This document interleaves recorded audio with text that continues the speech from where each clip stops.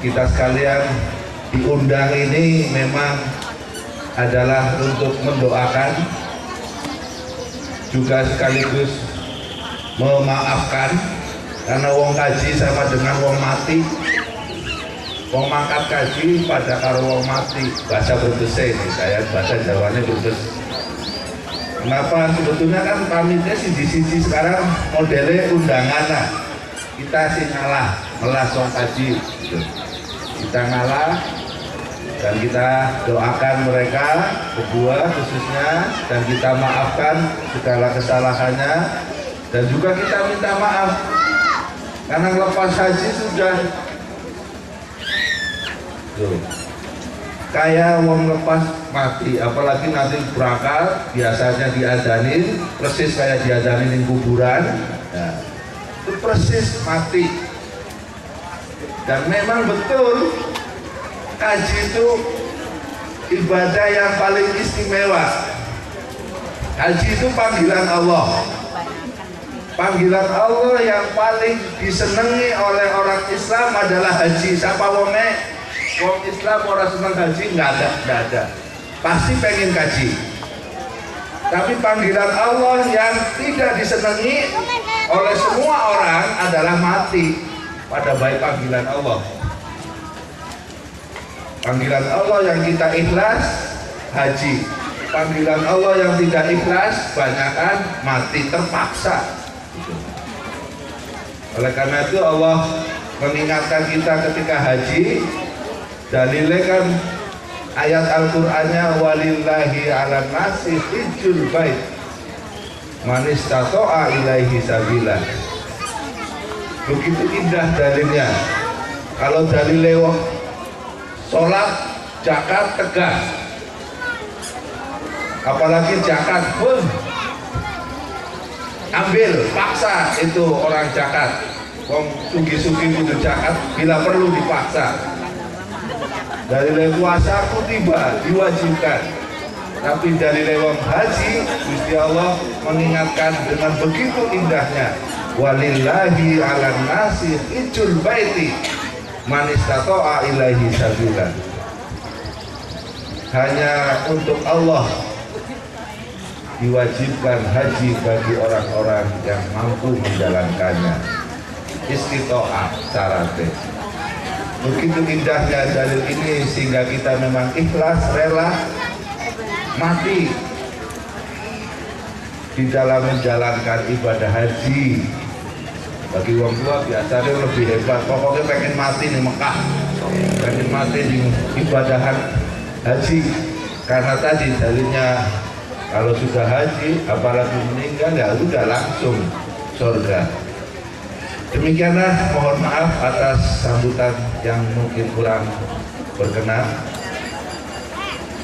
Wabillahi taufiq wal hidayah. Wassalamualaikum warahmatullahi wabarakatuh. Waalaikumsalam warahmatullahi wabarakatuh. Terima kasih. Hadirin di suatu tempat, entah di mana di dunia ini, seseorang menunggu-nunggu panggilanmu sambil berdoa seperti doa-doa sapu jagat yang diucapkan setiap ba'da sholat. Rabbana atina fid dunya hasanah wa fil akhirati hasanah wa qina adzabannar.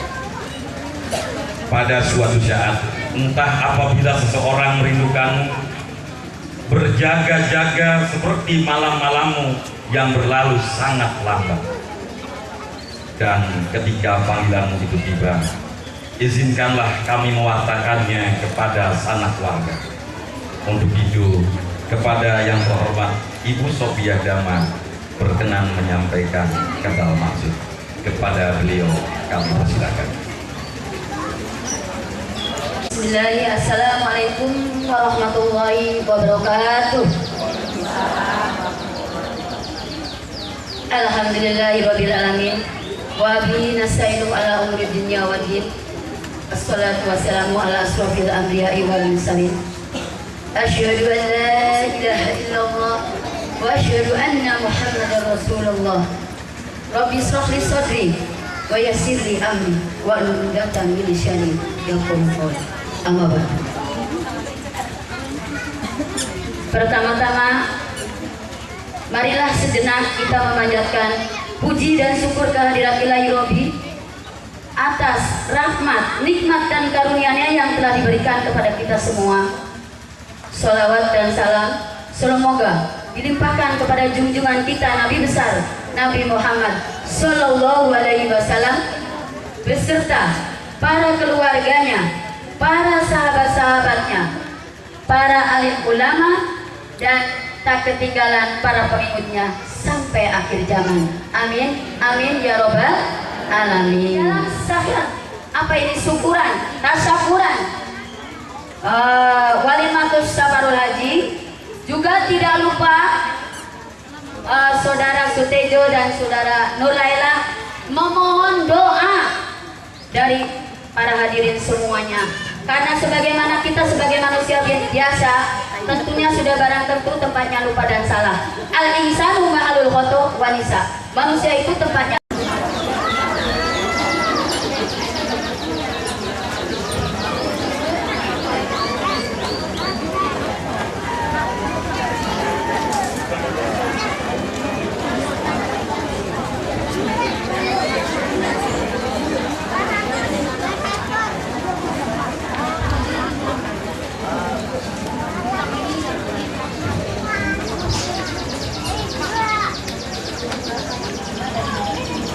Assalamualaikum warahmatullahi wabarakatuh.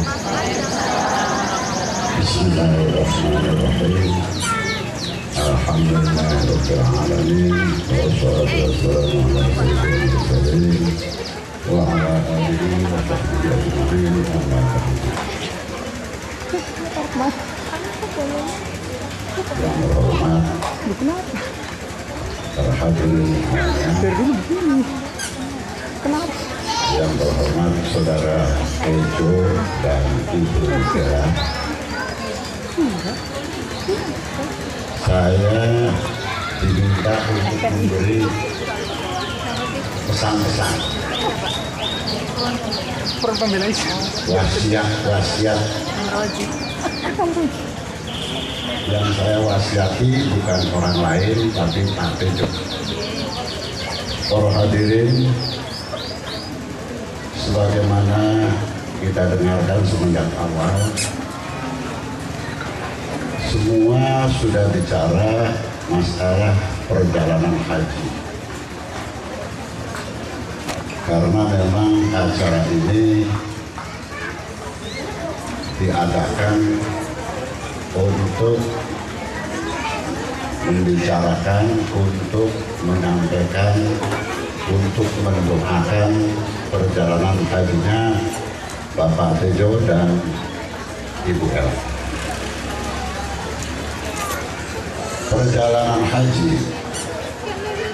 dalam urut-urutan rukun Islam adalah rukun yang kelima, dan secara fisik ibadah haji itu ibadah badannya makhluk. Artinya ibadah haji itu tidak ada kewajiban baca-bacaan seperti di dalam sholat. Tidak ada satu kata pun yang wajib disebutkan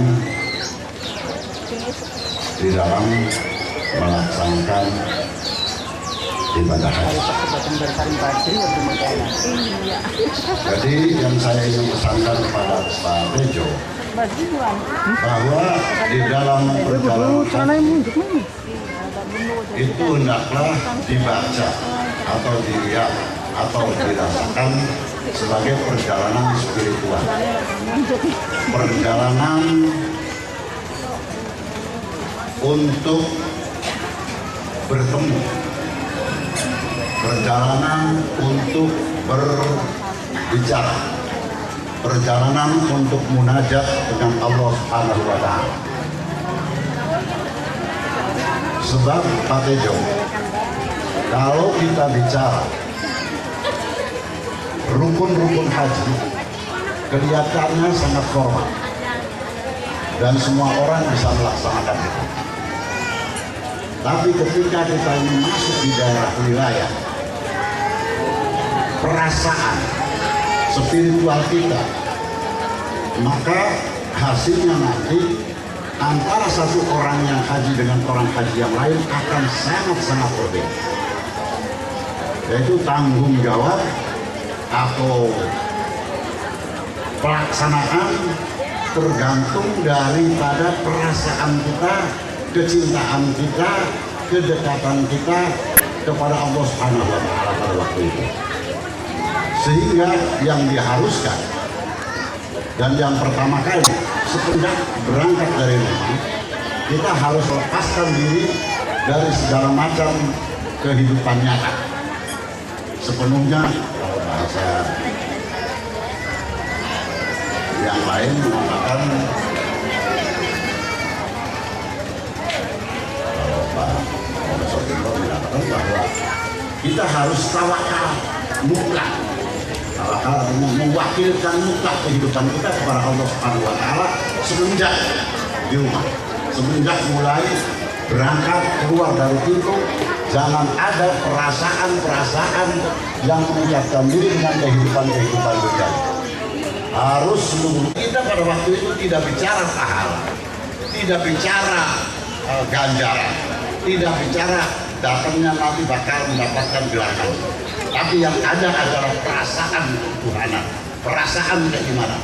Kalau bahasa tadi Pak Profesor Tito, mungkin perasaan spiritual kita di sana bahwa kita ini sudah di luar kehidupan nyata, sudah tidak lagi ada bahasa-bahasa ikhtiar, sudah tidak lagi ada bahasa-bahasa usaha-usaha kemanusiaan, tapi yang ada adalah sepenuhnya milik Allah dan karena Allah dan untuk Allah. Sehingga kita tidak punya beban apa-apa dan tidak boleh, sekali lagi di sana tidak boleh mempunyai perasaan lebih sedikit pun pada diri kita. So ketika kita ada di sana, semua yang datang di sana adalah mencari ridho Allah. Sehingga kita harus menganggap bahwa yang datang di sana adalah wali-wali Allah, kekasih-kekasih Allah, orang yang diberi kesempatan oleh Allah untuk datang ke Baitullah, ke rumah Allah. Sehingga orang itu adalah orang-orang yang mulia, orang-orang yang agung, orang-orang yang lebih baik daripada kita semua, daripada diri kita. Jadi kita sekali lagi di sana tidak boleh ada perasaan lebih, tidak boleh ada perasaan bahwa kita adalah seorang anu, seorang ini dengan segala macam atribut-atribut yang kita miliki pada waktu kita di sini. Maka kewajiban kita atau hasil yang akan kita capai nantinya apabila kita bisa melepaskan itu semua, maka baru kita ini disebut haji mabrur. Artinya haji baik.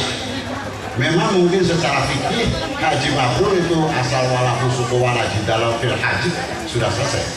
Tapi secara spiritual, secara hakikat, hasilnya setelah pulang dari tanah suci itu akan berbeda apabila kita menghayati perjalanan haji secara utuh, secara all out, secara keseluruhan. Tidak ada satupun perasaan, satupun kehidupan yang ada pada diri kita hari ini itu merupakan kehidupan yang ada di sana.